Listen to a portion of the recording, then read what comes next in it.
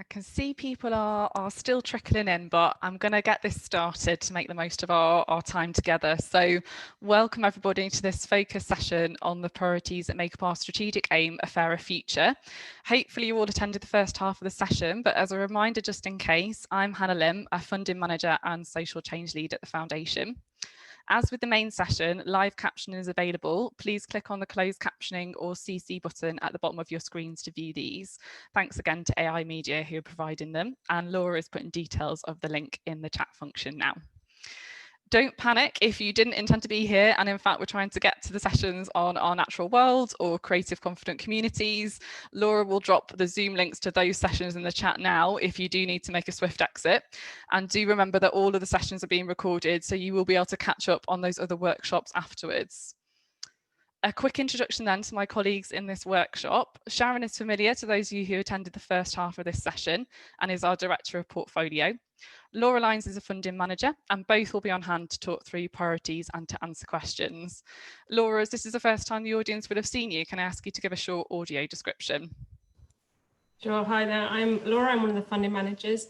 I'm a white woman with brown hair and long curly brown hair. I'm currently working from my lounge in southwest London.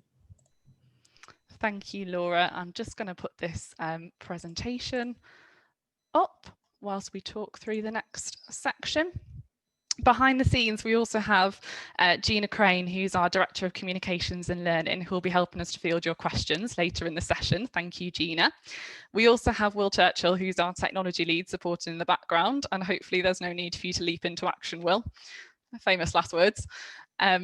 A reminder to submit your questions using the Q&A function again, and really important if possible that you do try to use the Q&A function rather than the chat, because when questions are in the chat we tend to lose them a bit. So the Q&A function is at the bottom of your screens, and you can still vote for questions by others that you'd really like to see answered. We'll come to your questions after an overview of the 2 impact goals and 7 priorities that make up the A Fairer Future aim.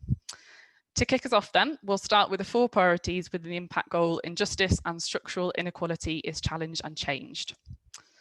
It's important to highlight here the structure of the priorities before we begin. So each detail a number of long-term outcomes we're seeking to achieve, and it's essential that any application aligns with one or more of these. This is how they're displayed on the website that you can see here. They're also found in our strategic plan, and we've translated them into our funding guidance as well. So we'll be using this session to talk about some of the factors that sit behind those in how we make decisions about which applications to take forward. The long-term outcomes to the first priority we'll talk about, acting early on the root cause of problems, are structured a little differently, as you can see here, as they're split to include some more specific outcomes we're seeking to achieve for children and young people, as well as for everyone. So I'll pass over now to Sharon and then to Laura, who will talk through the details of these 4 priorities.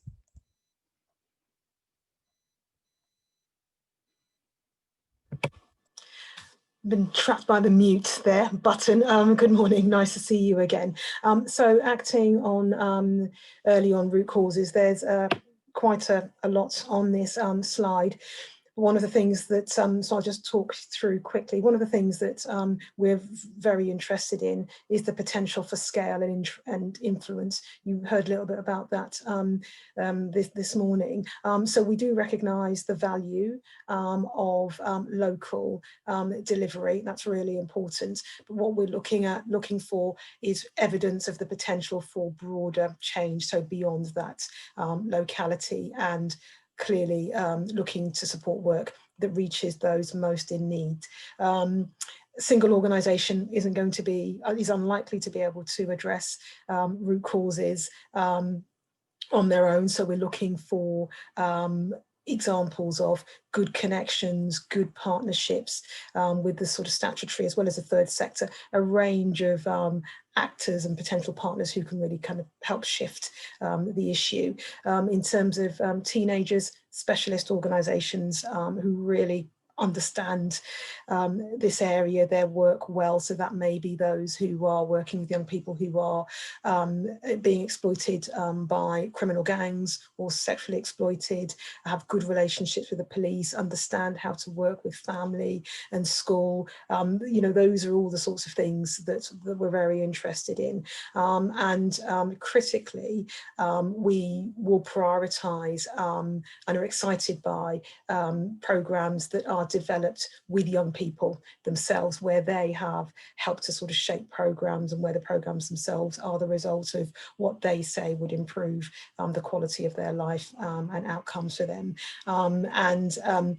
Yeah, and we're also interested in work that sort of shifts other organisations' ways of working and the way that they deliver their services. So the impact doesn't just sit with the organisation or the 2 or 3 organisations working in partnership or collaborating, but there is some potential to shape the way that others work. Next slide, please. And in terms of children and young people's rights, we're generally supporting specialist children's law centres, absolutely grounded in the issues. They really know all the key players, how the law institutions work, and delivering high quality service grounded in expertise. And also organisations that are campaigning, they've got a lot of skill, a lot of experience, campaigning on specific issues. In terms of how we make our decisions around who we take forward and who we fund, we are very attracted to and much more likely to fund organisations that can demonstrate some really strong, meaningful engagement with young people that are impacted by injustice. As I said, they're helping to sort of shape services and delivery. And again, collaboration across the sector, working with a range of partners in order to deliver on that impact. And finally, track record. So track record of influencing policy and wider change. These are stubborn, long-standing problems that are not quickly or easily solved, and they need a fair bit of muscle and experience, and that's what we're looking for when we're deciding who we're going to fund. And I'll hand you over to Laura Lyons. Great, thank you, Sharon. Yes, so I'll be talking about young people leaving care firstly. So unlike our other priorities, this one is not actually open to applications, I'm afraid, so I'll keep this relatively brief. So with this priority, we seek to improve support for care leavers by the system and by their own network so they can flourish as an adult and prevent them from falling off a cliff edge when they leave care. We currently have a cohort of around 30 organisations. We don't expect to make many more grants for this to increase significantly, and when we do so, it will be by exception, where we identify gaps in our focus areas and will be proactive in consulting organisations. We work in a different way with this group. We have a learning partner to help us convene, share learning and be more proactive in identifying opportunities of the group to have a collective impact, as well as ensuring the voices of care experienced young people inform the work completely. You can find a full list of the organisations we fund under this priority on our website. And I should also flag that we are unlikely to fund work with care leavers outside of this priority. So moving on to tackling injustice. ESME has a long history of funding organisations that challenge injustice, and under the new strategy, we're trying to be more specific about the areas where we think have a more strategic impact based on our previous work, networks and expertise. And these are race, gender, disability and immigration status. And we're not just looking at these in isolation, but how they can intersect and compound how individuals experience injustice. We want to work with organisations who really understand what the issues are and are clear about the change they want to see, and are particularly looking for work led by those with a lived experience of the issues they are tackling. This priority is very much about wider system and culture change. It's not just about improving outcomes for individuals. While we recognise that is important, it's about policy and practice, changing policy and practice. This could be from using your own data and stories as evidence of what the problem is, strategic litigation to change the law, or developing and sharing good practice on a wider scale. And organisations will need to be able to demonstrate their ability to influence change, so being able to give clear examples of where you brought about change and how, and that you have the networks to make your plans realistic, be that at the grassroots to reach marginalised groups and have their trust, or with parliamentarians, policymakers, practitioners or the media. So that there's quite a lot there to ask, and we wouldn't expect a single organisation to necessarily be doing all of that. But it's important for organisations to be able to understand and convey how they fit in the broader ecosystem. So how does your approach, networks, expertise complement or differ to others working on the same issues? Who are your partners and how do you work together, and what value are you adding? Lastly, to give a kind of example of that demonstrates some of the work we funded that encapture what I've just been speaking about is Karma Nirvana. Karma Nirvana is a relatively small organisation based in Leeds, and it provides direct support to those at risk of or enduring forced marriage or honour-based violence. Its founder, Jasvinder Sagira, was a survivor of forced marriage herself. As well as direct support, Karma Nirvana has been a key player in securing wider change, including forced marriage becoming a criminal offence, and it operated a successful multi-agency approach in West Yorkshire, working with the Leeds City Council, West Yorkshire Police and 5 NHS trusts who all pledged commitment to tackle honour-based violence, and led to a huge increase in identifying the victims and survivors of this crime. So hopefully that kind of illustrates the points we're trying to talk about in our priorities. And I will hand back to Hannah. Thanks very much both. Do keep those questions coming through. I can see some dropping into the Q&A box now, but keep submitting them about all priorities throughout the presentation. If there's a specific point relating to a specific priority, make sure you let us know which one you'd like us to come back to and talk further about. And I'm going to talk now then in a little more detail about our second impact goal within A Fairer Future, a new inclusive generation of leaders and artists, and the 3 priorities that contribute to this. Empowering young leaders was a priority in our previous strategic plan, and it remains an important part of our work as a foundation. We're most interested in work that can demonstrate that the young people engaged are those who would not normally have their voices heard, who might feel excluded, not listened to, or not perhaps have viewed themselves as leaders. We're looking for examples of young people developing their own skills, but also influencing wider change through their campaigns and advocacy work, and that the organisation that they're engaging with is able to support them in creating those opportunities to do so. We also want to understand the potential progression routes for young people. Are there opportunities and networks created for them to take their next steps? This means that we're less likely to fund very short-term programmes of work, or where organisations lack a track record in developing young leaders, or where they lack youth engagement in their organisational plans and setup. We're also unlikely to fund work that's focused solely on more general employment outcomes. An example of this priority in practice to bring to life some of those points would be We Belong, a relatively new organisation that has spun out of the work of young people with Just for Kids Law. They're working for young migrants in the UK, wanting to see more affordable routes to citizenship, equal access to higher education, and more young people becoming change makers. The joint CEOs are both young people with lived experience of the immigration system, as are the majority of the board. And they've been really smart in using strategic litigation, parliamentary and media activity. For example, an academic review of their successful High Court challenge to widen access to student finance highlighted how the use of young people's lived experience was crucial in making that case. Our next priority, removing barriers to creative careers. It might sound really obvious, but one of the most important things is being able to be clear about the barriers that you're seeking to address. So we are looking for work that is a bit unusual. Maybe it's trying something new, or maybe it's just quite specific to its area. We're also looking for those progression routes again, that there is a potential next step to be made for those going through programmes of work, and that there is good evidence of people making those steps forward in their careers. This is likely to mean that talent development is central to the applicant organisation's work and builds on their previous experience. It doesn't, however, have to solely be about entry into creative careers, and that's quite important.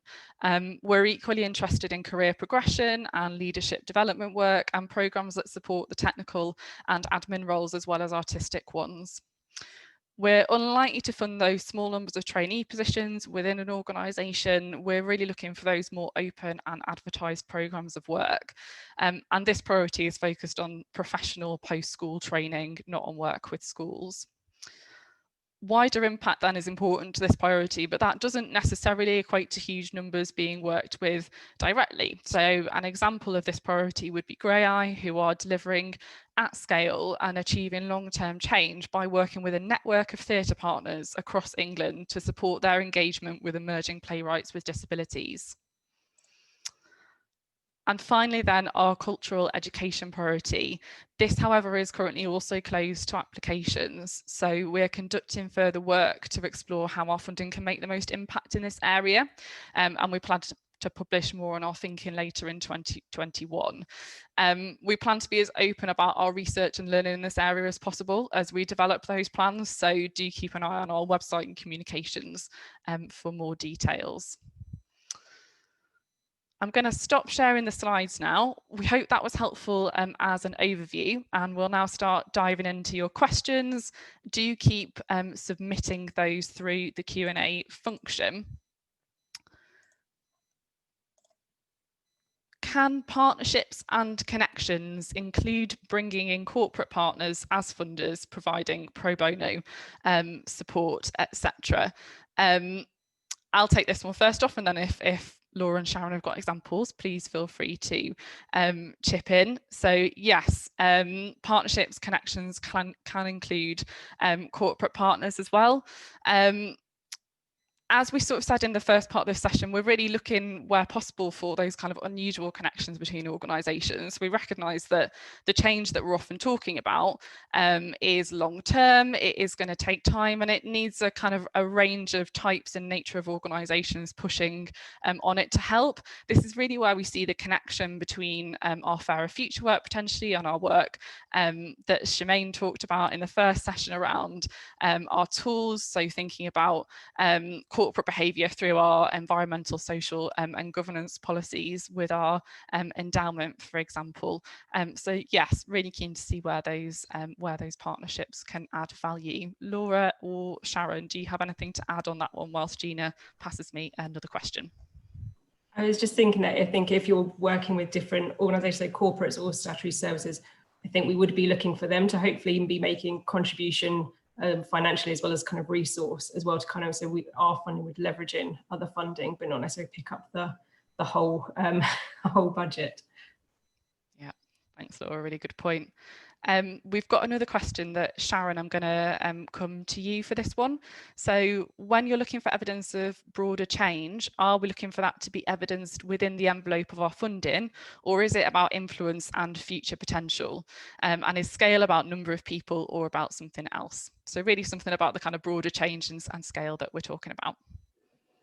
Yeah, thank you. The evidence can be track record, as we said earlier, so demonstrating where you have been able to achieve some change. It can also be about the future, and I guess when you are talking about the future, it's what we'd be looking for is that you understand the kind of routes to that. So who is it that you need to have on side? Who do you need to influence? Are there particular policy levers that need to be pulled in order to create that change?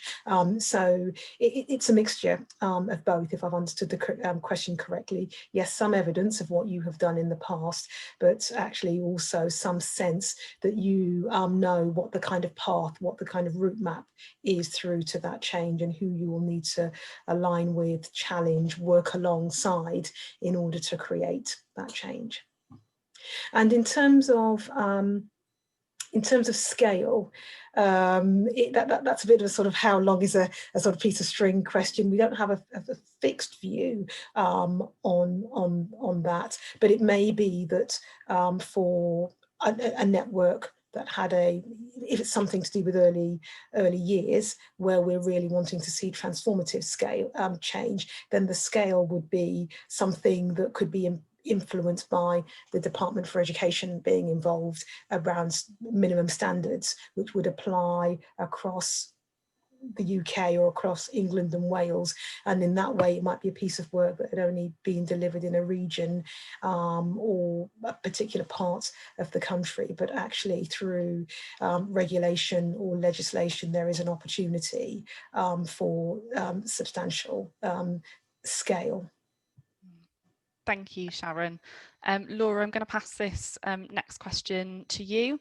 So the question is, can work be focused on longer term outcomes for young people in lower socio-economic communities specifically? Thanks, Hannah. I think we haven't, under tackling injustice, we haven't specifically said that, I guess, poverty or lower socioeconomic circumstances is a priority, but we obviously know that that does compound a lot of the issues we are tackling. So I think it's how it intersects with those other kind of areas we've identified. And I think some of that work with young people would come under the root causes or the kind of young people and children's rights. So I think again, it'll be case by case, but how it fits across, it can cut across a different, a variety of some priorities. So if it has a strong match to those, then we would consider it. Great, thank you, Laura. I'm going to take this next question. So we've been asked, what's your definition of a creative career? So when we're talking about the priority around removing barriers to creative careers, what are we talking about? The answer is that we're usually looking at the subsidised art sector for adult practice, but for young people, we're open to all creativity, which could be industry based, or it could be broader than that as well. So that, in short, is that one. And I noticed another question before from someone asking about the age ranges that we were talking about with young people. So for our priorities that are specifically focused on children and young people, so say empowering young leaders, we usually classify young people as 0 to 25. I mean, we're not kind of hard and fast with those limits. So if organisations are working more flexibly over a longer period of time with young people, and some slip past that age range, then that's fine.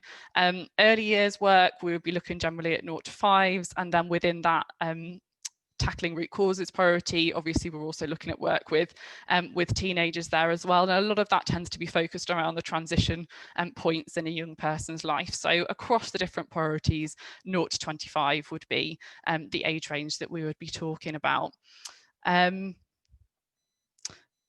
We've got a question here. Sharon, I'm going to come to you. Can you drill down more into what a good connection would look like? So I think this was specifically asked in relation to that first priority around tackling root causes. So when we say we want to see good connections and partnerships between organisations that are working on an issue, what do we mean by a good connection?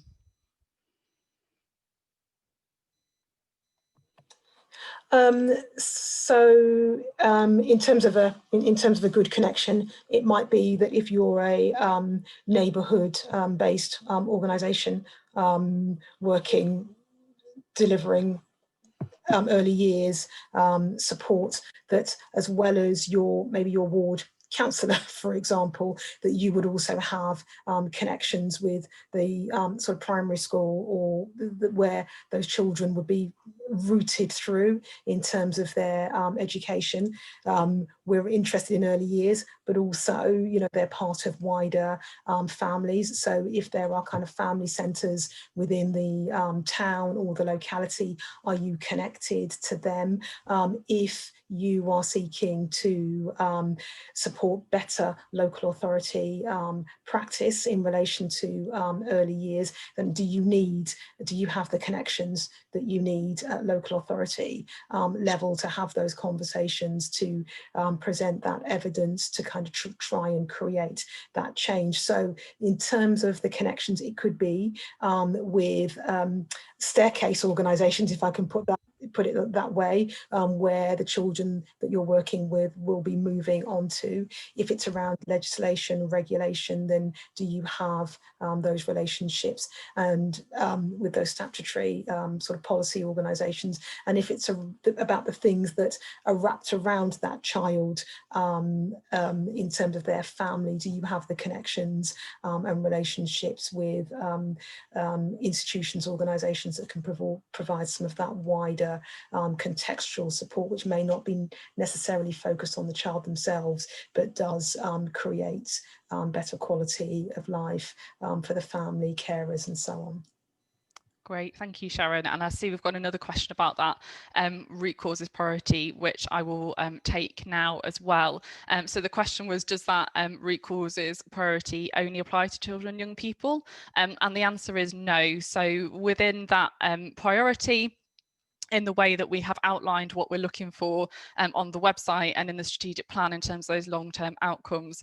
One is focused on early years, one is focused on teenagers, and one is what we class as for everybody. But we are looking for quite specific work within that. So we're not looking at programmes that are solely delivering an earlier model of intervention themselves. We are looking for where that model or organisation is working with others to shift the way in which they are delivering their services towards acting earlier as well. So an example would be a cross-funder programme that we have supported called the Early Action Neighbourhood Fund, which looked to deliver new models of early action in 3 different areas across England, in Coventry, Norwich and in Hartlepool, and that really created a broad range of partnerships in those places. So in Coventry, for example, legal practitioners were working in partnership with Children's Social Care to try and address families' problems with legal support before issues reached crisis point, and to change the way in which those families' relationship with perhaps the local authority and with Children's Social Care and with children and family hubs within the area were viewed. So thinking about when another family came forward to interact with those services, what was their experience then as well. I'll take another question before I then come to Laura for another one after that. When you talk about developing young leaders, is the question, is this restricted to creative and cultural work? And the answer to that one is no. So within our Empowering Young Leaders priority, we're looking for a whole range of work.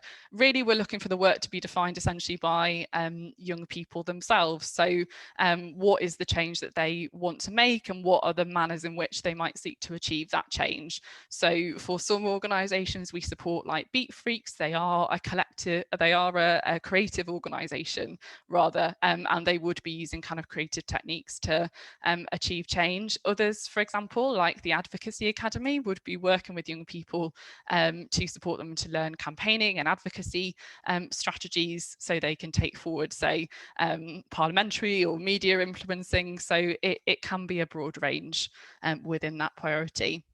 Laura, can I come to you for this one? It says, are you open to funding second-tier delivery organisations where our partners have direct contact with end beneficiaries? So a bit about second-tier organisations.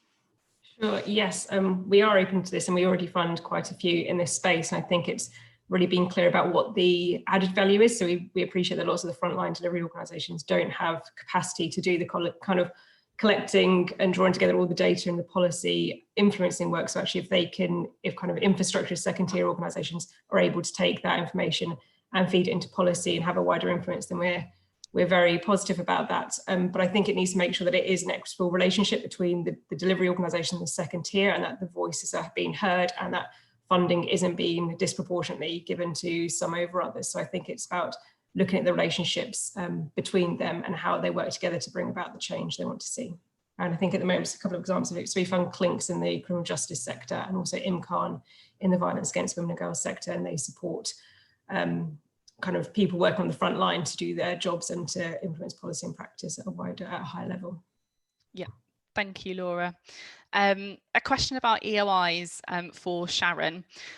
Should we focus on our overall mission or a specific project that might be more closely aligned? It's really hard to do both in 100 words. We know that 100 words is really short. So what should people be focusing on within that EOI, Sharon? Yeah, it is tough. We do recognise that, and it's something that we'll be sort of keeping under review, how that works for you and how it works, well, critically how it works for you, but also how it works for us. I think I would say something that we couldn't find from your website, you know, or reading your annual review. So I think if it's a project that's aligned, that's always going to be driven by your mission. And so I would say, you know, use that time, that space, those 100 words to tell us about that program of activity, that project, because if we invite you, we've got an opportunity to hear more about your mission. And also it's something that we would be able to find just by looking at your website or your latest annual report or review. So I think use that space, use those words to demonstrate that alignment, to demonstrate your vision, and to tell us something that we wouldn't know, that we wouldn't understand if you hadn't shared that with us. Yeah, I think that's right, Sharon. Thank you. And I think also important to flag for people as well that our funding is a mix of unrestricted funding, of core cost funding, and project funding as well. So if you feel that your mission itself is really aligned to the aims and goals that we're talking about, then you can apply for unrestricted funding. It doesn't always have to be a sort of restricted project or specific programme of work. It's really where you think there is the greatest kind of synergy between the aims that we're talking about and the aims that, as Sharon said, are kind of there within your mission and would be things that that we would recognise by looking at your kind of organisational information as being important to you. Sharon, going to come back to you again for this one. I hope you don't mind. How do we align giving funding for core costs on that note I've just been talking about? How do we align giving that funding for core costs with having specific outcomes? So what would usually appear to be more related to project delivery? So that question about core costs in relationship to outcomes that we set. Yeah, this is a sort of killer question that we've had quite a few times. I think how I would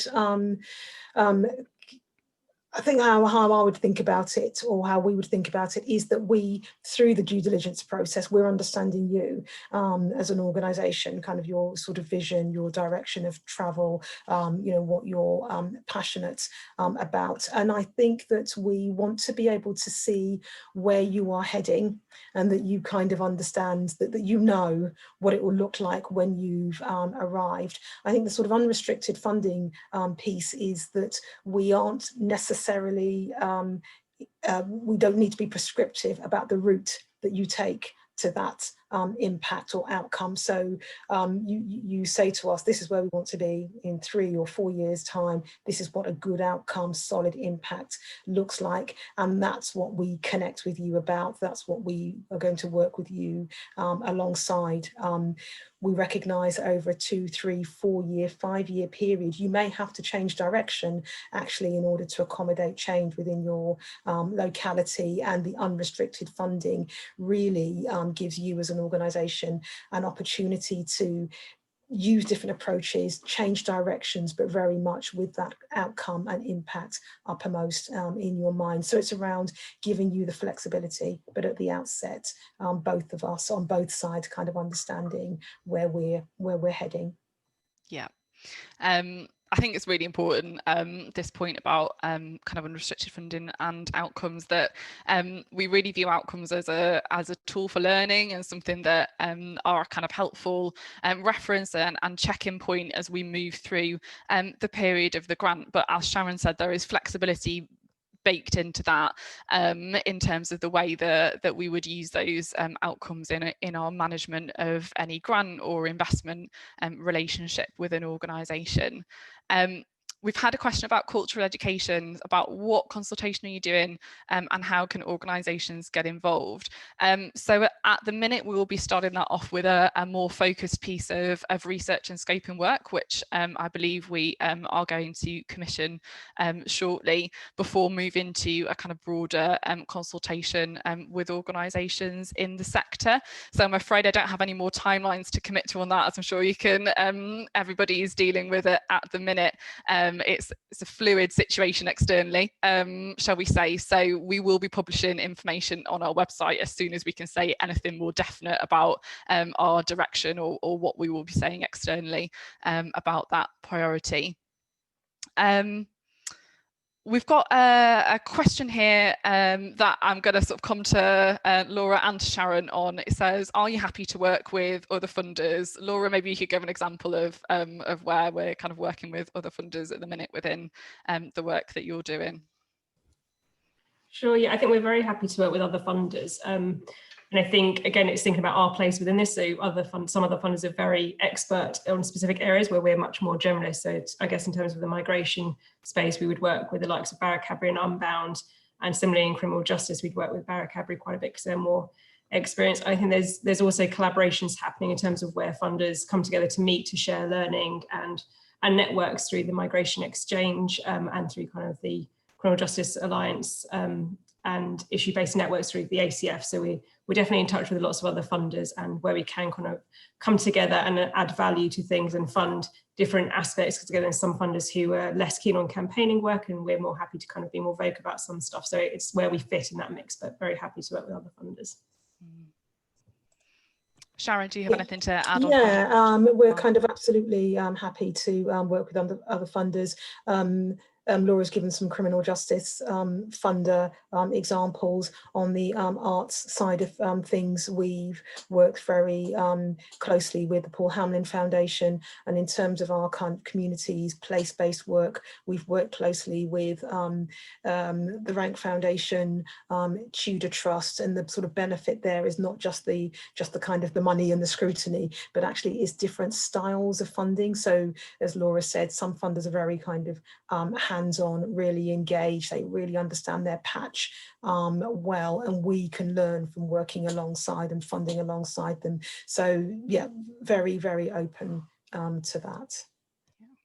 Thanks both. The only thing I'm going to add there as well is around our relationship with other funders when we are supporting an organisation as well. So we're really keen to make things as straightforward for grantees as possible, particularly when it comes to reporting. So we operate an aligned reporting process where organisations are able to send us a report that they are already producing if they feel it covers the outcomes and work that we're supporting, and where there are other funders funding the same or similar parts of an organisation's work with us, we're very happy to work with those funders and agree a reporting structure that works for everybody, so that you don't have to submit 3, 4, 5 different reports for the same piece of work to different funders. So yes, very happy to work with other funders, and there's lots of ways that we do so.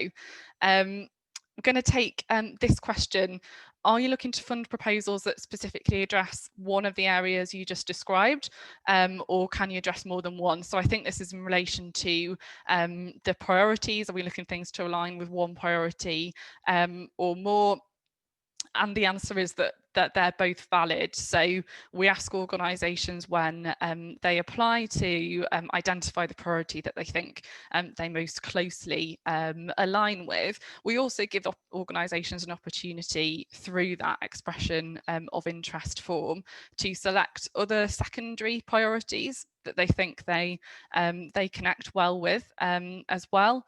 And certainly we're looking for a fit with priorities, but we will also always be kind of analysing that internally within ESME as well. So if you select a priority as the primary priority, say, and we actually feel you fit better with another one, we would be moving you around and kind of telling people that as well. We are looking for those interconnections. We understand that none of this work happens within silos, and that there will always be relationships between and across those priorities as well.